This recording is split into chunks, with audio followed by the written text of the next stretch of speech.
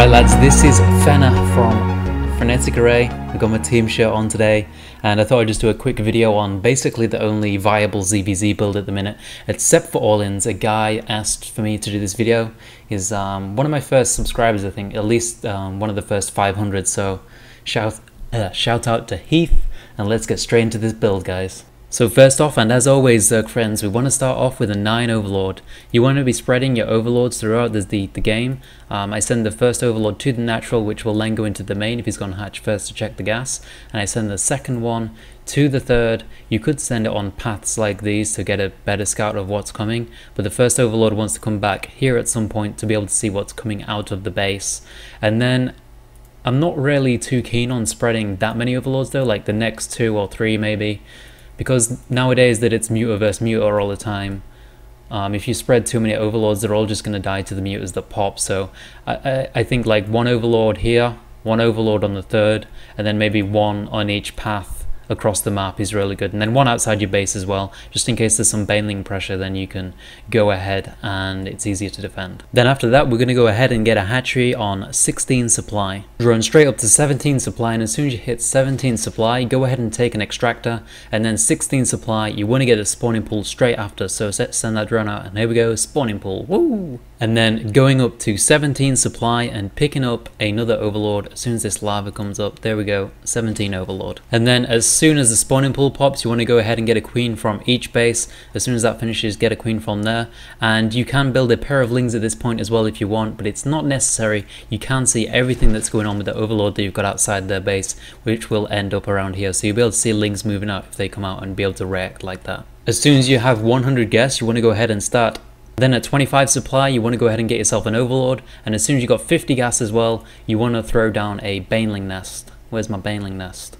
There's the baneling nest. If you didn't previously build a pair of lings, then you want to go ahead and build a pair of lings when your baneling nest is on 50%, because then the lings will pop when the baneling nest is finished, so you'll be able to morph them into banes when it's finished if needed. Then at 31 supply, you want to go ahead and get yourself another Overlord, and as soon as you got 100 gas, you want to go ahead and start that lair and pick up a second gas as soon as you start the lair. So come on, let's start this lair, man. You're really slow today, and getting that gas as well. Once you reach 40 supply, go ahead and get another Overlord and take both gases at the natural. This is kind of a personal preference to get in the gas really early. You can get these later around 50 supply instead, which will give you more minerals, but I prefer the more gas heavy route to get in the Mutalisks out. It means you have to be much more defensive, and it's a bit harder to defend the third because you got less lings. So if you want more lings for easier defense, or you want to be a little bit aggressive on their third, then get these gases a bit later, but this will allow you to get a very small lead in the gas. Get yourself another Overlord on 48 supply, and if you didn't build a spine crawler already, get one around 630. You'll need that to be safe against the weird late all-ins that come. And then your lair should have finished by this point, so you want to go ahead and get a spire as well.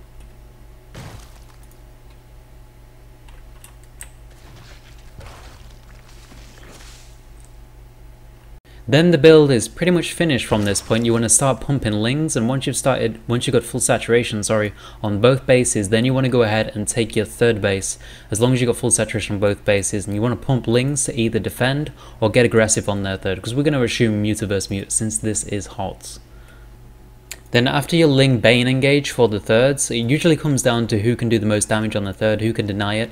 All you want to do is get the gas at the third. You don't want to bother saturating the minerals, because this all comes down in Muta versus Muta. It's all about the Muta counts. One thing I forgot to mention, if you want to be really safe, then you want to go ahead and get a spine crawler around 5 minutes to 5:30. That will be in time for any ling bane attacks that come.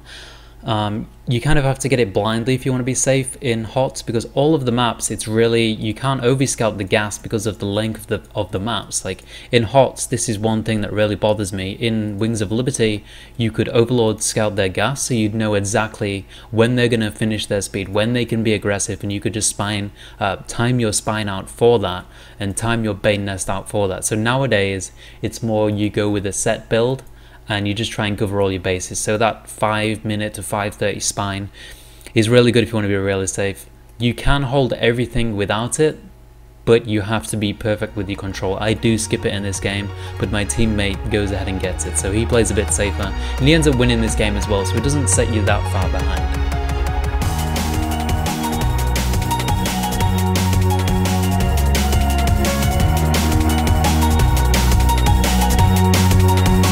the way the glaives bounce, it reduces a lot more damage than you would get from getting the tackle crate, so definitely get the +1 carapace. Next up, move your overlords back to your base as soon as you